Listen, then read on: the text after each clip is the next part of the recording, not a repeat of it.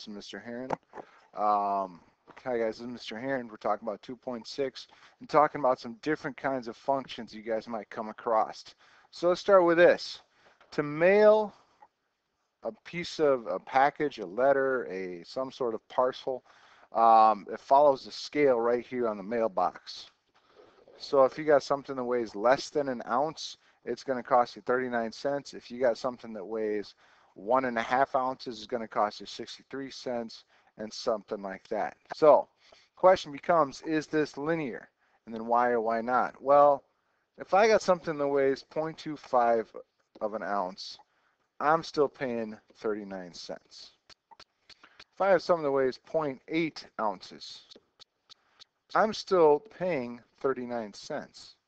So to me, no, this is not going to be linear. Why? Because technically I've got two inputs giving me the same output. All right, it's going to cost me 39 cents, yes or no. So how much does it cost to mail a letter? It's 1.5 ounces. That's going to be 63 cents. All right. So now here's kind of what this is going to look like. Come on. So this is what's called a step function. And here's kind of what it looks like. All right, so a step function means you're looking at a window of numbers. All right, you're looking at a set range, and when any of that happens, I get one value. All right, so from -3 to -2, from -3 less than or equal to x less than 2. So if x is between -3 and 2, which is right here, I'm down at -3. Now notice, this column has the equal, so the front dots are filled in. All right? So the step function means the greatest integer less than or equal to x. So we're talking about integers here. So the greatest integer of 7.3 less than or equal to 7.3 is going to be 7. So -2.4, haha, check your brain. Greatest integer less than -2.4 is going to be -3. I know, you got to do a little thinking when you flip over to negatives. So, no leaks are us plumbing company charges $60 per hour or any fraction thereof for labor.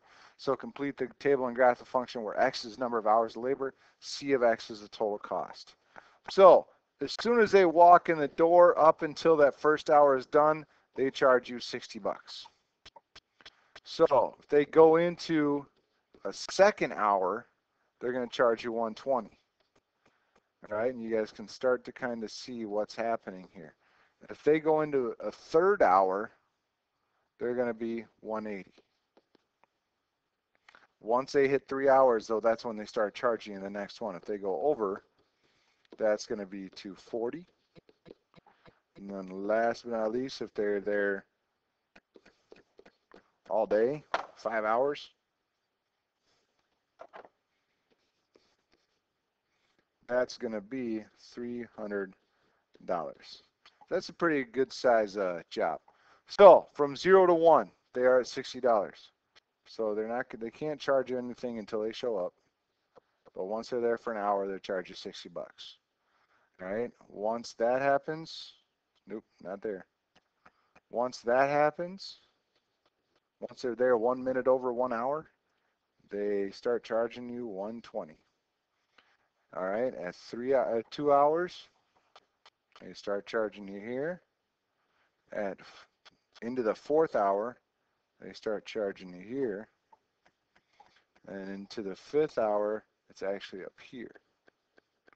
So that's what a step function is going to look like. All right. But as soon as that minute rolls over into the next hour, that's when they start charging you more. All right. So a constant function. Constant functions we've seen in linear functions all the time. It's just something equals just a number. It's pretty easy. Just f of x equals 3 or x equals 2 or whatever. All of those fit into the category of constant functions. An identity function. An identity function basically is the simplest function that you could write. So this would be the simplest linear function that you could write. It would just be f of x equals x. Some of you guys might be more comfortable with y equals x. Same thing. It is the simplest linear function that you could write. This is also called the parent function. It is the simplest function that you could work with. An absolute value function. Think about what absolute value means. Absolute value means what is your distance from 0? So if x equals -3 and I put it into an absolute value, I get 3. For -2, I get 2. For -1, I get 1. 0, 1, 2, 3. So if I graph this, here's what it looks like. That is your simplest absolute value function, also known as your parent function. A piecewise function. A piecewise function kind of works in two parts. For one set of data, one thing happens. For another set of data, another thing happens. So take a look, piecewise. Negative x if x is less than 0. X if x is greater than or equal to 0. So you got to take it one piece by piece, hence where the term piecewise comes from. So if I want negative x or -3, it's going to become negative x. All right, don't worry about this. This is just, they just brought that over from the other list. So -3, so that means I want -3, so that's going to be +3. I want -2, that's going to be +2. -1, it's going to be +1. And then once I get to 0, it's just whatever x is. So what's interesting is that I get the same exact graph as the absolute value, except here I did it piecewise. I'm just saying if x is less than 0, it's negative. 0 or bigger, it's going to be positive. So now take a look at this. So the parent function of a absolute value looks like this. This is the simplest function, absolute value. This is just absolute value of x. Here's what I want you to notice. +1, +2. Well, let's put in a few points and see what happens.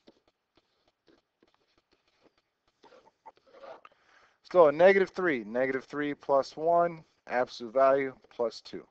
So that's going to be 2 plus 2, so that's going to be 4.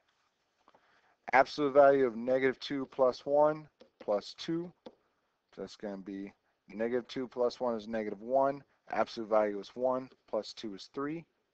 -1 plus 1 plus 2 is going to be 2. 0 plus 1, absolute value plus 2, is going to look like this. And here we are starting to turn the corner. 4, 3, 2, 3. This next one's going to be 4. So you can start to kind of fill in what the next one might be.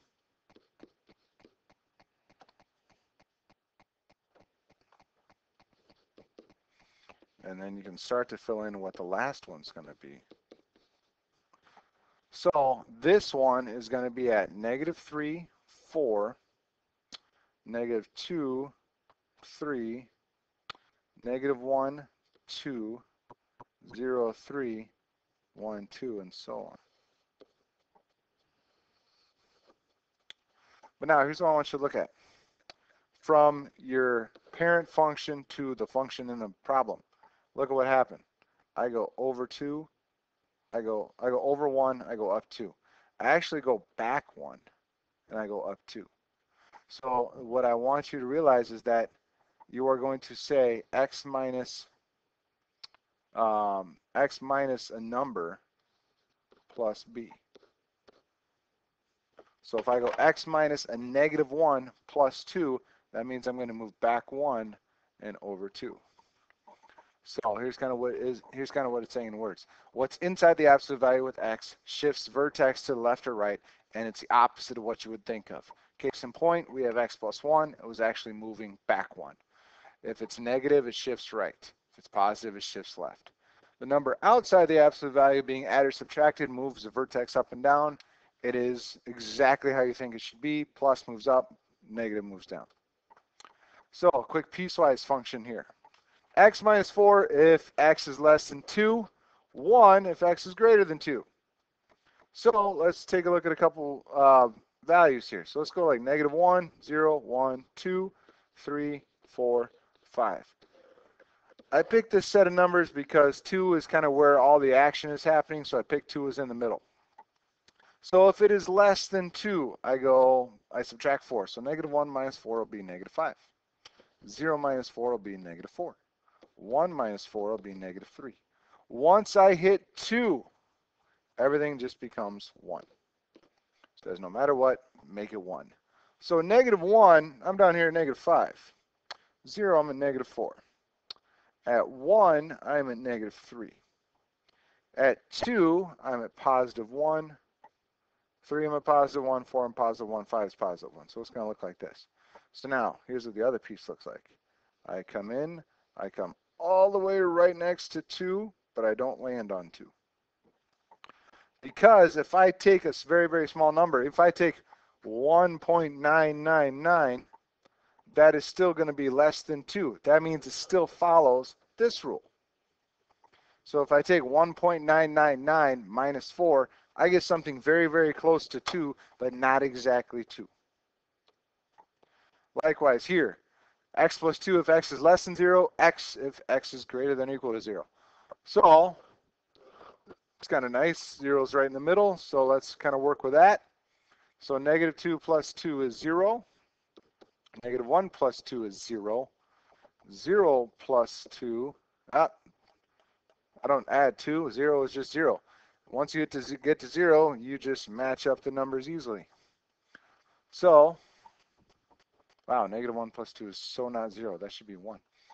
So at -2, I'm at 0. At -1, I'm at +1. But once I get to 0, I'm here. 1 is 1, 2 is 2, 3 is 3. So it's going to look like this for that part. This part is going to look like this. I'm going to get really, really close. Then once I hit where x equals 0, it's an open circle.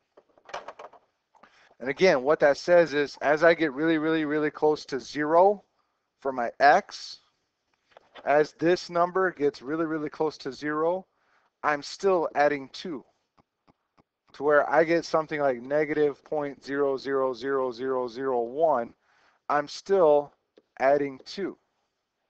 All right, because that number goes right in here. Very, very, very, very, very small negative number. Okay, that's all I got. Come talk to me if you have questions. There are a lot of details you got to keep straight, so take your time and think through it. Come talk to me and we'll get it figured